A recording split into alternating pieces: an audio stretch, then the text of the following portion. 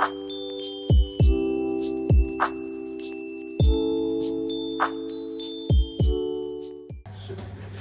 everybody and welcome back to my channel. I hope you are all gloriously and exceptionally well, and welcome to Vlogmas Day 2.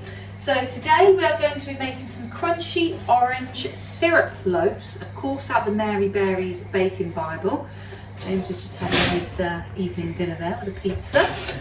So it says, I've seen loaves similar to these for sale in Wycombe Market. They may not look madly exciting, but they are very popular and delicious, and they can make up to 2 loaves. So I will leave the ingredients and also the recipe in the description box down below.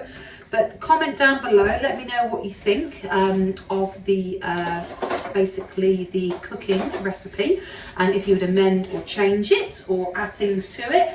And then let me know in the comments box down below what you are currently baking or making, as I would like to join in with you. So grab yourself a beverage of your choice and make sure you like, subscribe and hit the notification bell, and follow me on all my social media channels of TikTok, Facebook and Instagram, and I will of course follow you back. And you can hear a little mitten. Who have we got there? Oh, it's Monty. He is waiting patiently for his snack dinner time, but it's not quite ready yet. In about 10 minutes he can have his snack. So let's get baking, let's go through the ingredients. So for today's ingredients, you are going to need the following: 115 grams, 4 ounces of butter softened, which I've got some in this little butter dish here. Then we need 175 grams, 6 ounces of the self-raising flour, which I have here. And then we need 1 level teaspoon of baking powder. And then we also need 175 grams of caster sugar, which I just bought today from B&M. And then we need 2 large eggs, which I've got from the farm shop. And then 4 tablespoons of the milk. And then a finely grated zest of 1 orange, which I've got a little satsuma.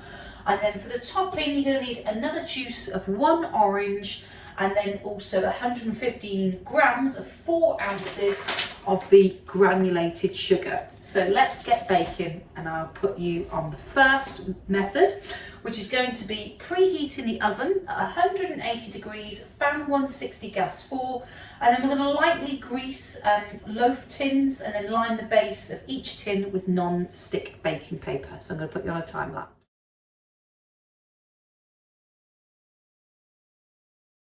So as you can see here, I've done 2 loaf tins. Well, this is like a tray bake tin, not a loaf tin, but I've only got a massive loaf tin or a small one. So I've bodged it a little bit and decided to go with 2. So the next thing we need to do is measure all the loaf ingredients into the large bowl and then beat well for 2 minutes. So I'll put you on another time lapse.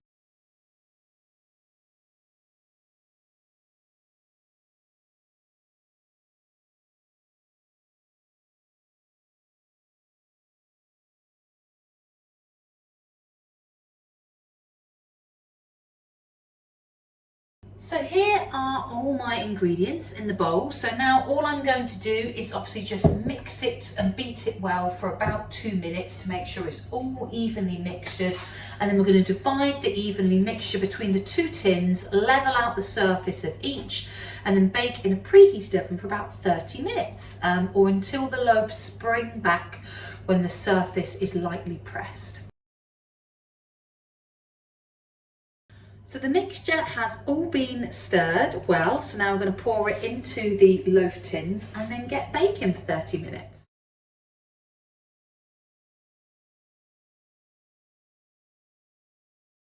So I had a feeling I wouldn't need 2 tins.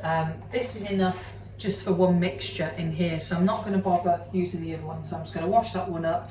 I'm going to put this all in the oven now, and then whilst the loaves are baking, we're going to make the crunchy topping. So we're going to measure orange juice and the sugar into a small bowl, stir it into mix, and then spread the mixture over the baked loaves whilst they are still hot, and then leave to cool completely in the tins, and then turn out and remove the baking paper once cold. So let's put this in the oven for half an hour.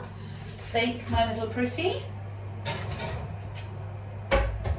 I'm going to do the boring bit now and wash up.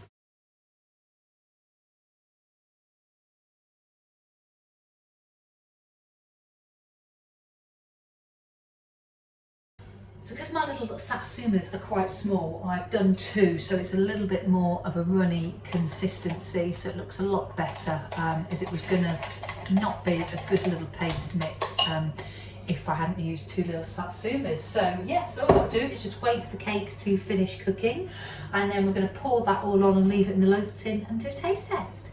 So we have the orange loaf come out of the oven, but it's dipped for some reason in the middle. I don't know why it's done that, because normally I bake things quite well. I don't normally have too many cookery disasters, but hey ho, Vlogmas Day 2 is not ruined. We will just go with the flow, and people will just have to have a slice of flat orange sugar loaf.